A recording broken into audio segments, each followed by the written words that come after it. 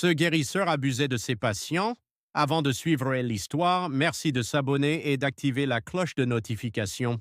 Dans une région lointaine d'Afrique de l'Ouest, là où la terre rouge se mélange à la poussière des chemins et où les baobabs veillent sur les villages depuis des siècles, il existait un village appelé Kandara.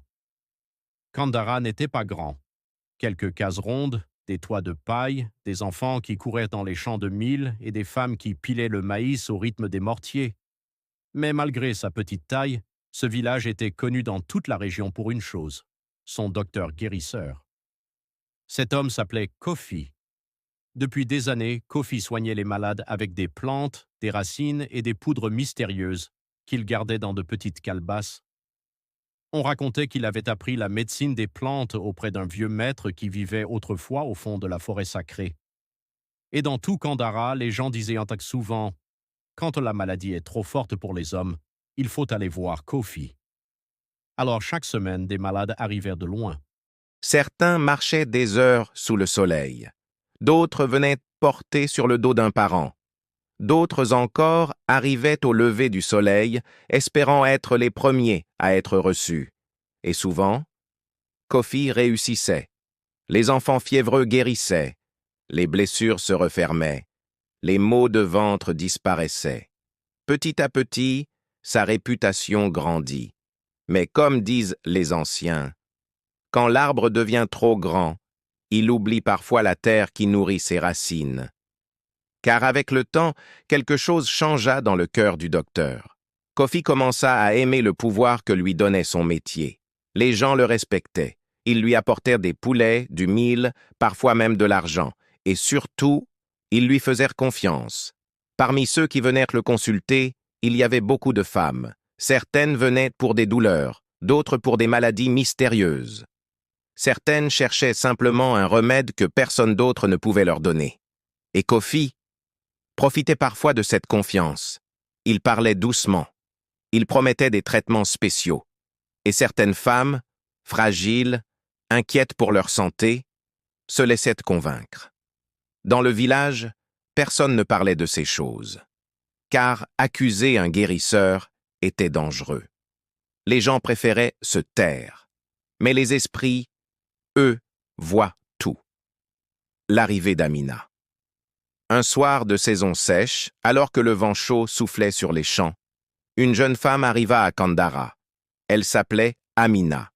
Elle venait d'un village situé très loin au nord. Son frère l'accompagnait, inquiet. Amina était très faible. Ses yeux étaient fatigués. Son corps tremblait comme une feuille dans le vent. Quand ils arrivèrent devant la case du docteur, le frère parla avec une voix pleine d'espoir. « On m'a dit que Kofi pouvait guérir même les maladies que les autres ne comprennent pas. » Alors Kofi examina la jeune femme. Il regarda ses yeux.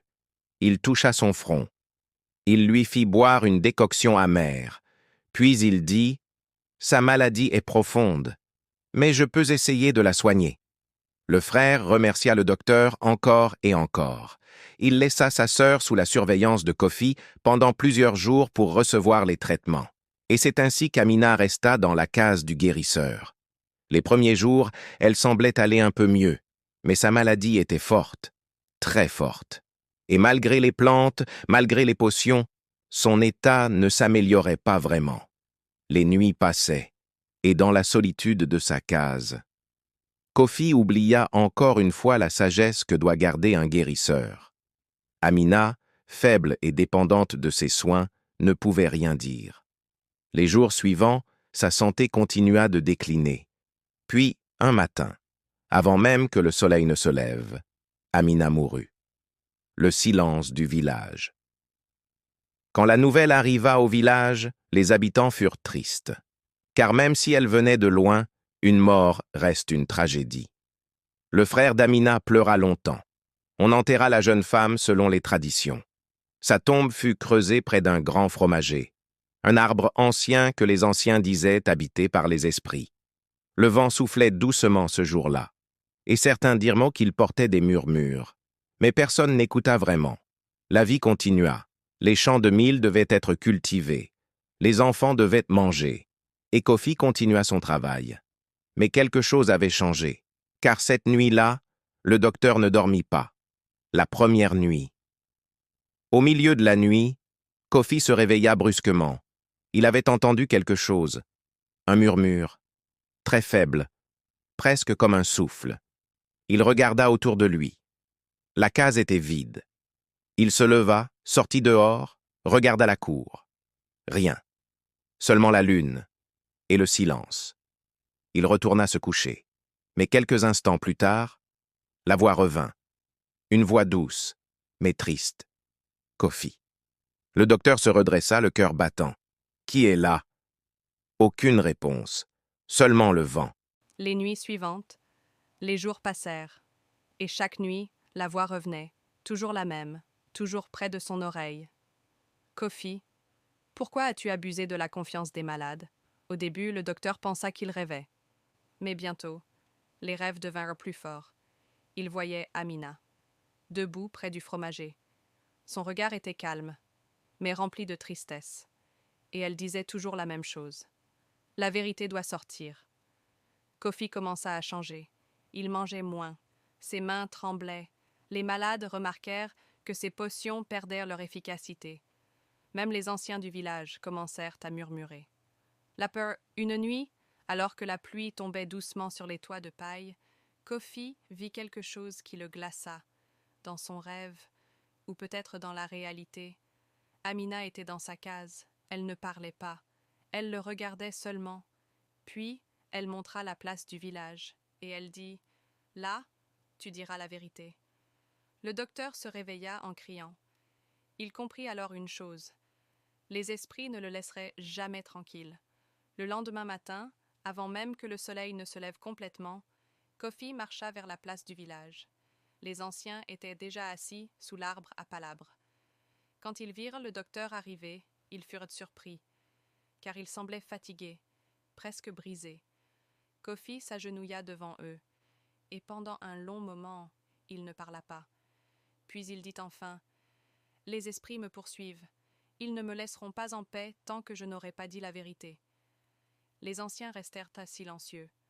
Alors, Kofi raconta tout. Il parla des femmes qui étaient venues chercher la guérison. Il parla de la confiance qu'il avait trahie. Et il parla d'Amina. Quand il termina, le village entier était silencieux. Même les enfants avaient arrêté de jouer.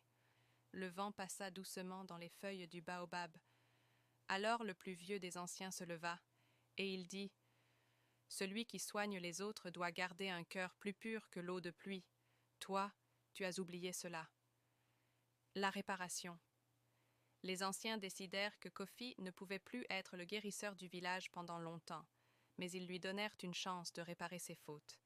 Il devait aider les malades sans rien demander en échange. Il devait apprendre de nouveau l'humilité, et surtout, il devait demander pardon aux familles qu'il avait blessées. Les années passèrent. Kofi travailla dur. Il soigna gratuitement les enfants. Il porta les malades. Il aida même à creuser des puits pour le village. Petit à petit, la paix revint dans son cœur, et les nuits devinrent silencieuses. Plus aucune voix ne murmura dans l'obscurité. La légende du fromager. Aujourd'hui encore, dans certains villages, les anciens racontent cette histoire aux jeunes guérisseurs. Ils disent « La médecine ne doit jamais servir le désir ou l'orgueil, car les plantes peuvent guérir le corps, mais les esprits veillent toujours sur la vérité. » Et certains habitants de Kandara jurent qu'au crépuscule, quand le vent passe dans les branches du vieux fromager, on peut sentir une présence douce, comme si l'esprit d'Amina était enfin apaisé.